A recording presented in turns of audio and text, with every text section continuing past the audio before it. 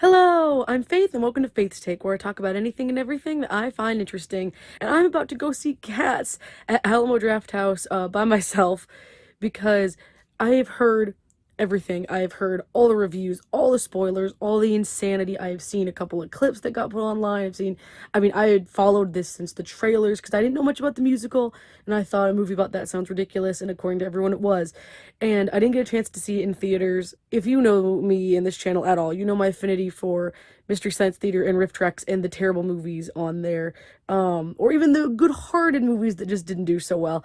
And I thought that Cats was just an insane concept, and they're having an encore screening at my local Alamo Draft House, and no one will see it with me, but I'm gonna go take myself to see it. And we're just gonna see what happens, especially because last week I have had a ton at work. I have been not feeling great the past couple of weeks, so this is like a treat to myself for getting through these last few weeks. So, let's go. I'm gonna go see Cats.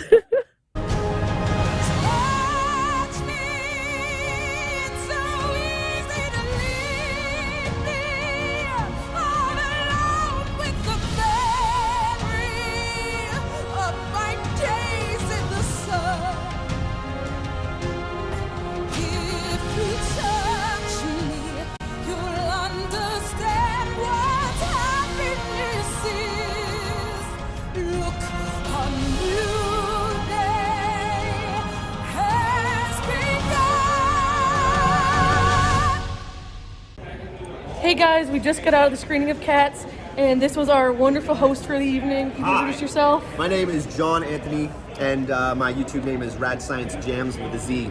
All right, and we are back at my house here to talk about Cats. But first, I do want to say that thanks to John for being such a great host. And I chatted with him a few minutes after shooting that clip. Absolutely great guy, super awesome. I will link his channel below. I do suggest you checked it out. I did. He has some fun songs on there, absolutely. And he was hilarious, great host for us, did a great job, and just helped make the party like really fun. And that's the thing that I think I mentioned at the beginning of this video.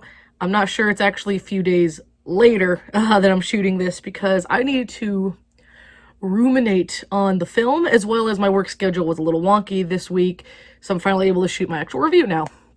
So the film viewing was super fun, like I said, at Alamo, who, just in case this is not the normal, hashtag not a sponsor warning there, that I just love Alamo Draft House. I mean, if they wanted to sponsor me, that'd be great, but it's not. I was not invited or anything. I just love that place so much. And we got props. We got prop inflatable microphones, and we had poppers, like little party poppers for the Taylor Swift scene when there's catnip flying everywhere. So Alamo is just one of my favorite places in town. It's so fun, and everyone was in the mood to laugh. I went in thinking I would be like one of the only people in the theater that hadn't seen the movie yet. And actually, a lot of people in the theater hadn't seen the movie yet. It was so fun, and it was ridiculous though. And here's the thing, my channel, my work mostly involves around Mystery Science Theater and Riff Tracks. That's the majority of what I talk about on this channel. As you all know, if it wasn't for them, this channel wouldn't really exist in the form that it does, if at all.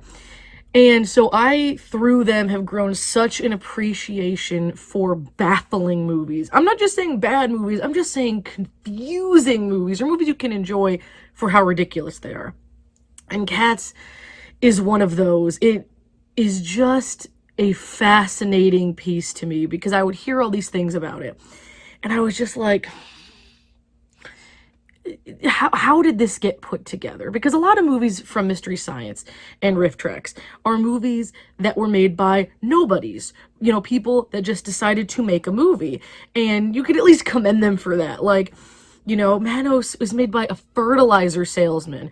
These people don't know what they're doing for the most part. That's why they come out as weird or terrible or badly acted, badly written, whatever, as they usually are. To our enjoyment, but not, you enjoy them because they're silly, not because they're actual, good pieces of cinema. Cats is one of those beautiful examples of when terrible decisions, what seem to be uneducated in terms of, filmmaking decisions, are made by what is a group of mainstream people from this industry that should know what they're doing. So when they don't, or when too many problems collide and we get a film that is this universally mocked, it's just fascinating. I just love hearing as much about it as I can. And so we're going to get into that here. So Cats is based on the Andrew Lloyd Webber musical Cats from the 80s, which in and of itself is based off of a T.S. Eliot book of cat poems. That already is an issue because there are things in the musical of Cats that Andrew Lloyd Webber could have put his own spin on, or just put a little more detail in that he doesn't, and then they don't do it for the movie either. So it's just confusing. The very big thing for me that I had no clue about, I had to look it up, is why the heck the cats are called Jellicle cats. All the cats in the movie, for the most part, are called Jellicle cats. And you're kind of like, okay, so is it just this tribe of cats? And it kind of is. But in T.S. Eliot's book, Jellicle was his way of making fun of people who say dear little cats. Dear little became Jellicle. You'd think it'd be Delical, but it's not.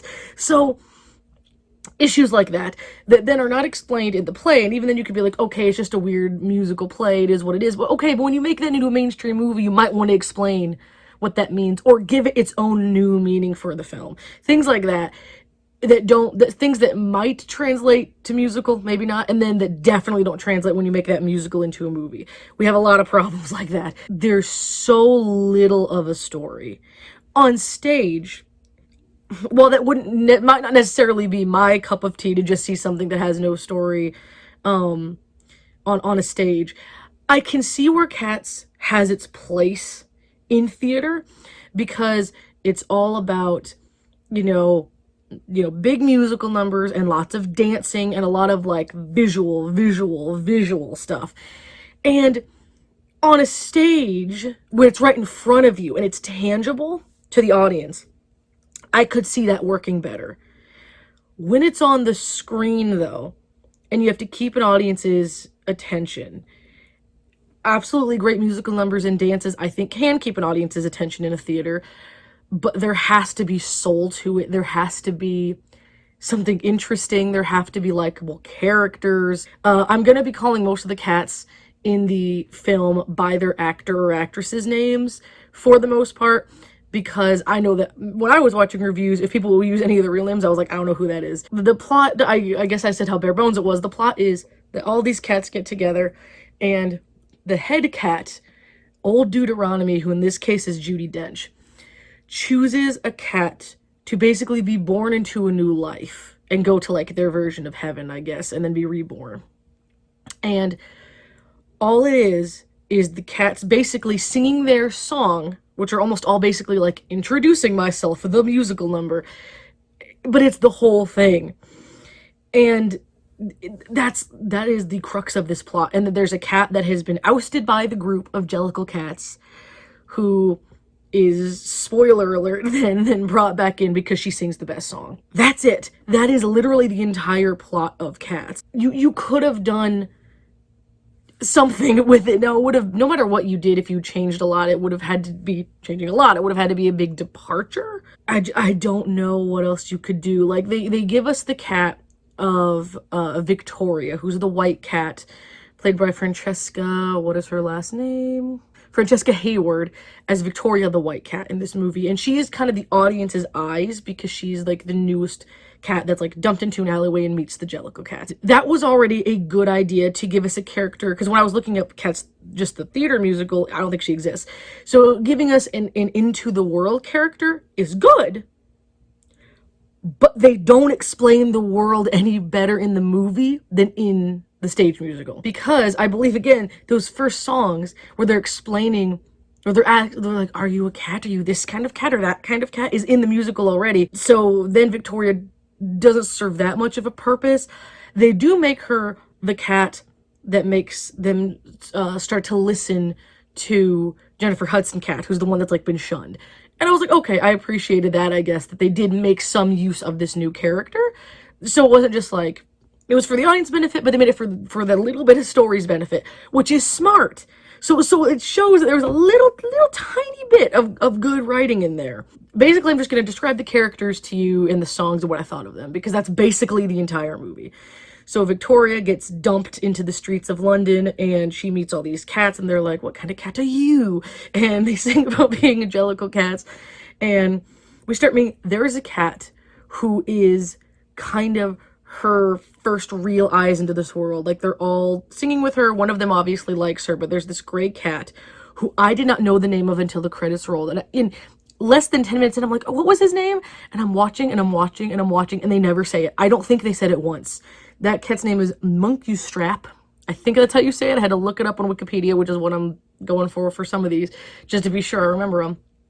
And he was played by Robbie Fairchild, and he's kind of the one that's leading her through the first couple numbers, like through this world. And apparently Victoria is her human given name, but every cat has a cat name, right? Okay, fine. What's Victoria's cat name? And they sing a whole song about the name, and Monkeystrap comes up behind her with their hands kind of over her mouth like this for a minute, and then they like move them. And I thought, oh, she's gonna say her cat name. She just figured out what her cat name is, and she doesn't get one. She never has it. So again, what? Like, then they kind of semi-describe what this cat name thing is, and then they build it up, and then she doesn't get one. It's stuff like that where I'm just like, would it have been that much of a change? She's a made-up character, I think. So it's like, would it have been that much of a change to give her some goofy cat name like the rest of them? I don't know why they didn't. Oh, almost forgot. During these opening numbers, there is like this piece where I was like, that is a thing of terrible film beauty, and I am so excited to see what happens. They're in the streets of London, and there's a neon sign that says, like, it's advertising, like, I guess the play Moriarty, and it's a picture of like the actor's face playing Moriarty, and Idris Elba's cat jumps on top of that sign, and it like glitches, and it turns into his catified face, and it has his name. So instead of Moriarty, it says McCavity on it, and I was like, give this scene all like the awards, because that is amazing in how ridiculous it is, and I loved it. I was just like, this is what I'm here to see. So as I just said, we have Idris Elba as McCavity, and he's the bad guy. So we start seeing these cats. We get to Rebel Wilson cat is like the first huge introduction. And here's the thing, they call her Jenny Anydots as like her ridiculous cat name, but they call her the Gumby cat. And not only, I heard people in the audience being like, Gumby cat, like, what? Because we don't even know what a Jellicle cat is, because they say Jellicle like 1,000 times, but they don't tell us what that means to them. So they call her a Gumby cat. We're like, what the H is a Gumby cat? But she must also be a Jellicle cat, because she was in the running for the heaven thing. So I don't know what that means. And I looked it up, and I'm pretty sure, like, I couldn't find what that means. So I was like, okay, whatever. So we have Rebel Wilson, and then later on we have Bustopher Jones, who is James Corden. They play almost the same person. Both cats, there's one major difference, and that's what they want, what they're like tempted by. But as a whole, they both play really fat cats that eat gross things and have jokes about their crotch. That is literally both of their characters. And I'm like, look, I'm fat. I don't mind fat jokes overall, but I was just like, you have two characters where that is like one of the main things. Hers that she falls off everything. His is that he's just like too heavy to like lift or whatever. They both have crotch related jokes, and she eats cockroaches that also have human faces. The mice also have the face of children, and then he eats like garbage. Each Elba's whole thing is he like tempts you, and then he like magics you away. Okay, because he wants to be the one chosen for the second life. So he magics them away. So he tempts James Corden cat with just more food, literally just a bigger garbage can. But he tempts Rebel Wilson cat with like, oh, you need to be a star or whatever. And she at least catches on before he makes her disappear that he's the bad guy. James Corden knows he's the bad guy and still goes to him for food. And I'm just like, when he's clearly not starving. James Corden cat's an absolute, like an idiot among the idiots that are these cats. Okay, and I said Idris Elba magics the cats, not all of them, only like 4 or 5, but he magics them away. And when he does, not only is it like a puff of like smoke, but he goes, meow, and he just magics them away, saying meow. Everything about his role gave me what I was there to see, and it was incredible. So then we have Rum Tum Tugger, who's Jason Derulo, and Jason Derulo knew what movie he was in. I think he completely knew, because some of these actors seemed like they were trying to take it seriously. Jason Derulo, as soon as the one point he gets up in the camera and he's like, milk, and it was just like, it is like literally like, and I can't yell out loud because my family is sleeping, but I was like, this is what I came to see. And so like Jason Derulo knew what he was in. I think Idris Elba kind of knew what he was in as well. I think Jason Derulo is one of the best examples of like, he knew exactly what was up and how stupid this whole thing is. And he was just like, I'm gonna yell milk. Like, it's amazing. He's also like the flirtiest cat. That's another thing. One of the things I wanted to see, because everyone was saying, oh, it's so sexual and all the cats are like really into each other. And I was like, maybe that's a joke. It's like, no, they are really into each other. Like every single female cat wants Jason Derulo cat. So there's a cat that when Victoria first arrives in the alley clearly likes her. His name is Mr. Mistoffelees, which is like probably one of the stupidest names, like one of the stupidest names out of all of them. And he clearly like likes her right away. Like he looks at her and he does like a little heart with his hands. Like he clearly likes her immediately. I just thought that was gonna be a throwaway, like, oh, he likes a new cat because she's pretty or whatever. That becomes a thing because she's taken away by these two cats, Mungo Jerry and Rumpelteazer, who have, I swear, like one of the worst songs. Cause they sing like this. The whole song, they're kind of singing in these accents that are really over the top, and it's not even really that much of a song, and it's really not fun. It's not fun, and you could have done so much more with it because they're in a house. They're like robbing a house. So those two cats like lead Victoria to this house by herself. They steal a bunch of crap. They start to run away, leaving her stuck, and a dog is gonna come eat her. And it's only Mr. Mistoffelees that comes to save her. And I'm like, the heck is Mungo Strap or whatever?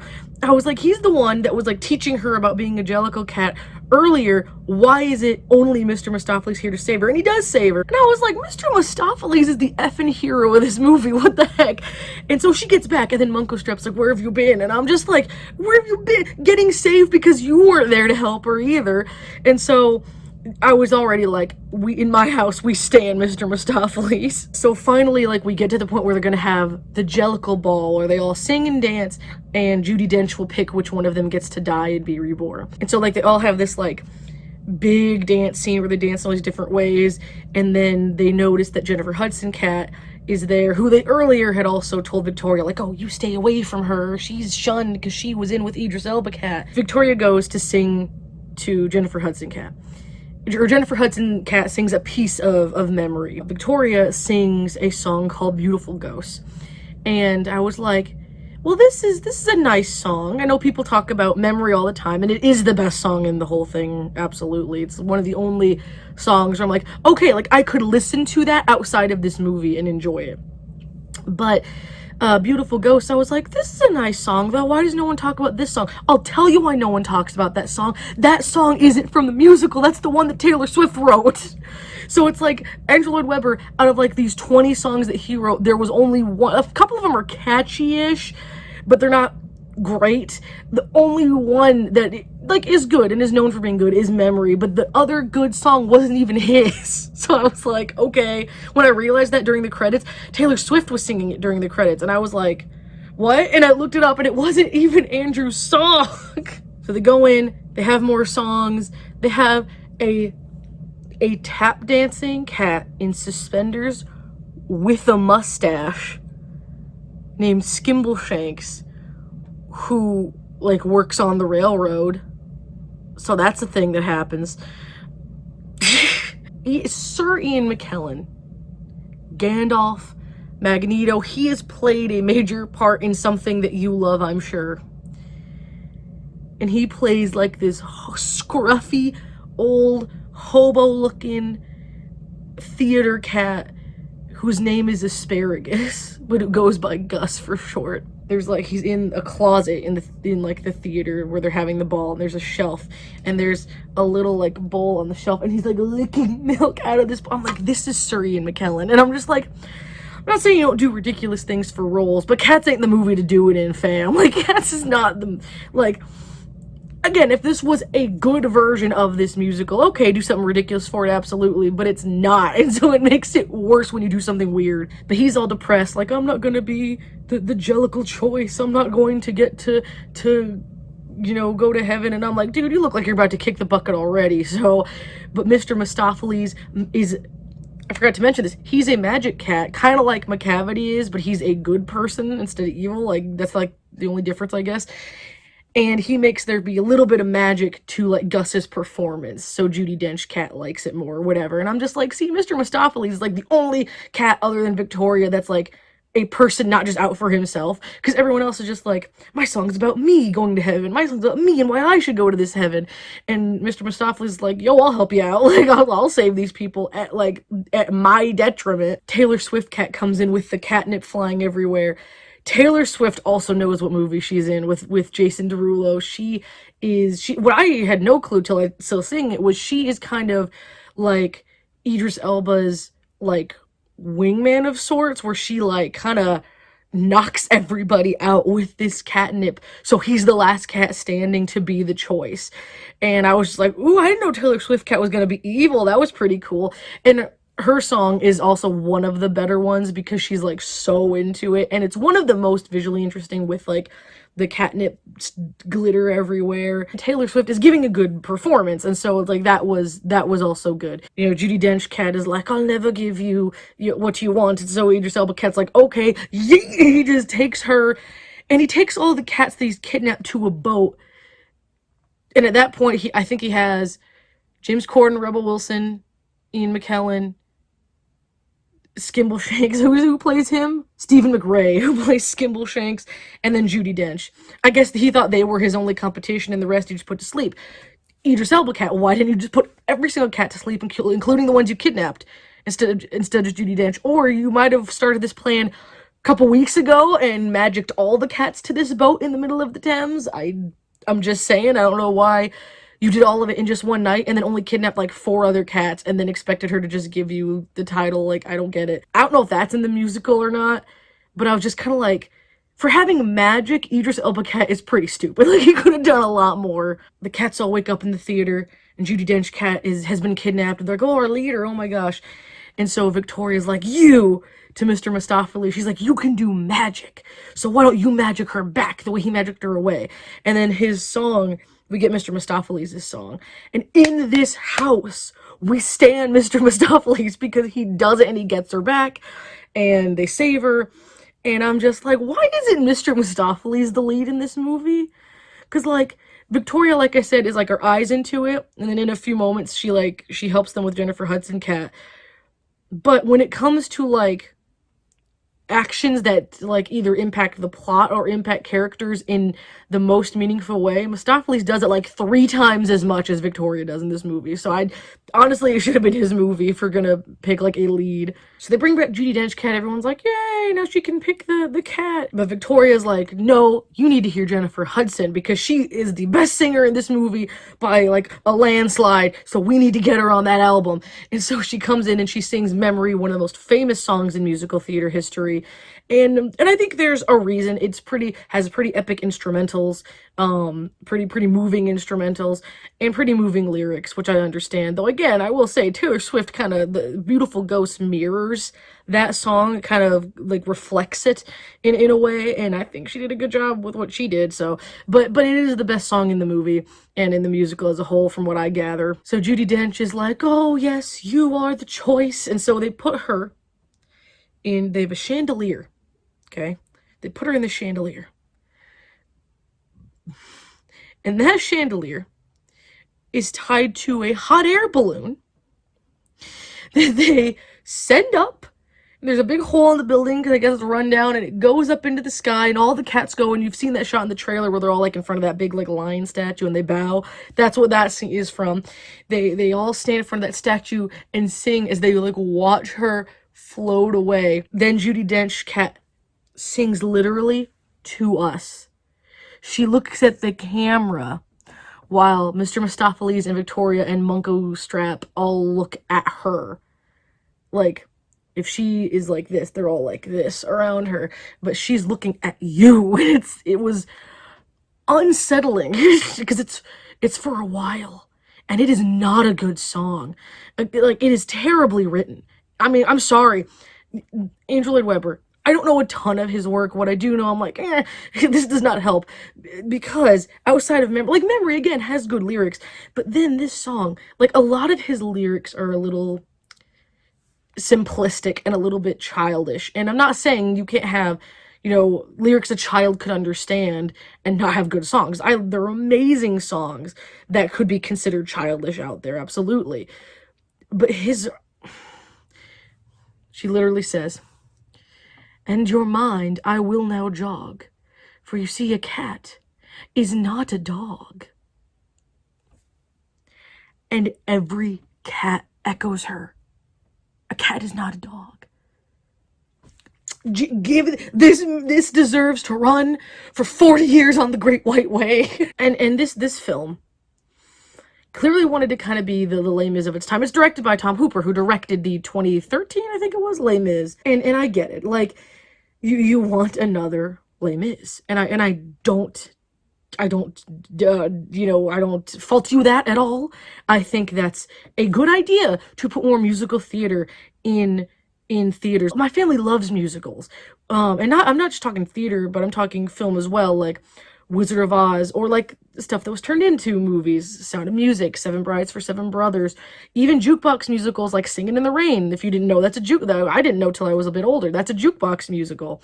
And it's like, we love good old-fashioned musicals, and I grew up watching good old-fashioned musicals, not just Disney, but all those type that I just mentioned and more, for sure. And I would love to see more big screen musicals. The only issue is it has to be done well, and it has to be either worthy of being a film or have writing that can hold up as a film, or you have to be okay with there being enough changes to a film adaptation. Now, I don't know for sure how much influence Andrew Lloyd Webber had on this movie. I know that back in 2004, I think it was, when Phantom of the Opera came out, he had quite a bit of control, and the director was Joel Schumacher, who seems to be a very I just want to please guy, which is fine, but that was a movie where the original creator, Lloyd Webber, had to be reined in, and they didn't have someone there to rein him in.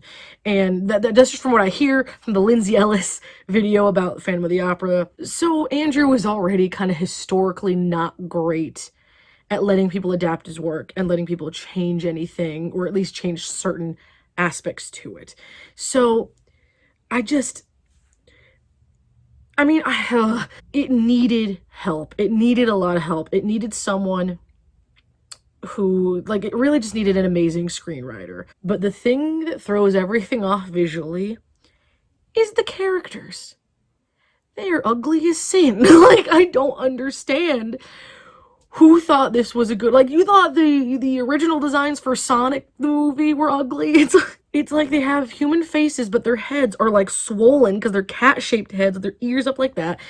And they have the curvature of their bodies is still very much there, but it's all covered in fur, but it's not real fur, but it's not a suit, but it's not tangible, and you know it's not tangible. Like, there's something in your mind always being like, this is not a real person, nor is it a real cat. It looks like neither. It looks like something from my nightmares, and that's it. I had become a little bit desensitized to it by the time I saw it, thanks to trailers and reviews and just having known far in advance what they look like. But man, there are some weird shots and some weird things. And this is a movie, okay? Here's how you could tell they were gunning for that Oscar. Because we saw them a few weeks ago pull all their pleas for the Oscar for Cats, and everyone was like, they were gonna try to get Cats an Oscar. Yes, and you know the biggest way I know they were gonna do it was Jennifer Hudson. You know why? Because anytime she sings, she's sniveling or tearing up or crying, and there's snot dripping down her nose. Look at Anne Hathaway and Les Mis. Look at, they want tears, they want emotion, and Oh, there was snot. Jennifer Hudson, this beautiful woman, was okay with having snot on her face. In a movie, we don't need to see the snot. If someone's crying, it's a movie. Snot is a joke or something. Okay, fine, I guess.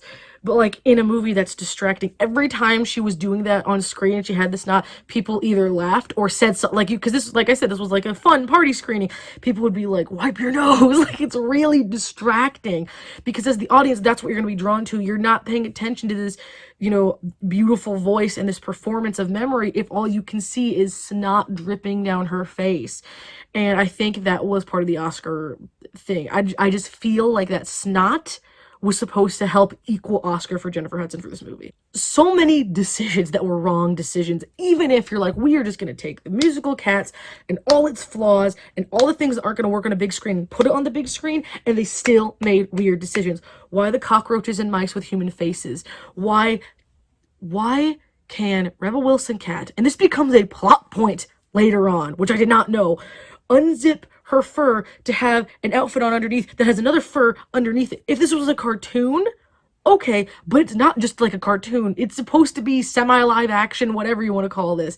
But it is weird as hell. Like it's so bizarre. The movie doesn't know what it's supposed to be, and none of the decisions they made, visual, writing wise, acting wise, helps at all. And I think some of these actors were genuinely giving it their best, and that's just kind of sad because it just wasn't enough to save it, or they gave their best to a role that was going to screw them over no matter what. However, I highly suggest you see Cats. It is bad, but it's bad in a goofy, am I on something right now kind of a way that can be really fun.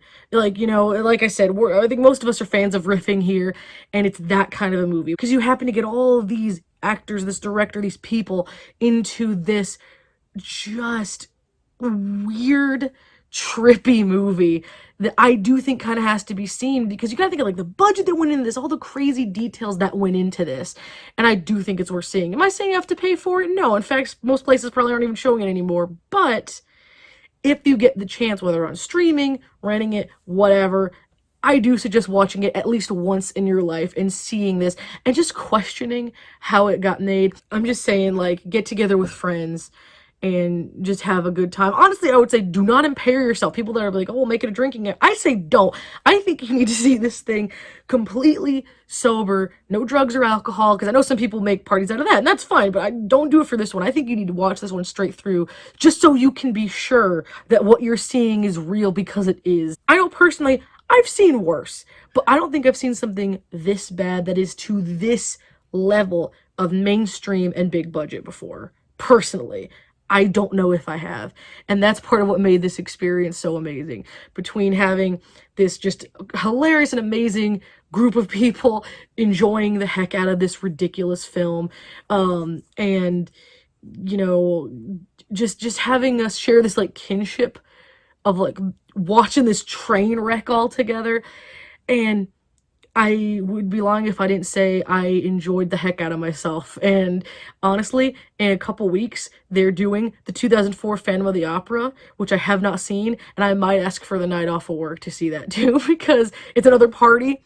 And I'm like, this was 12 out of 10.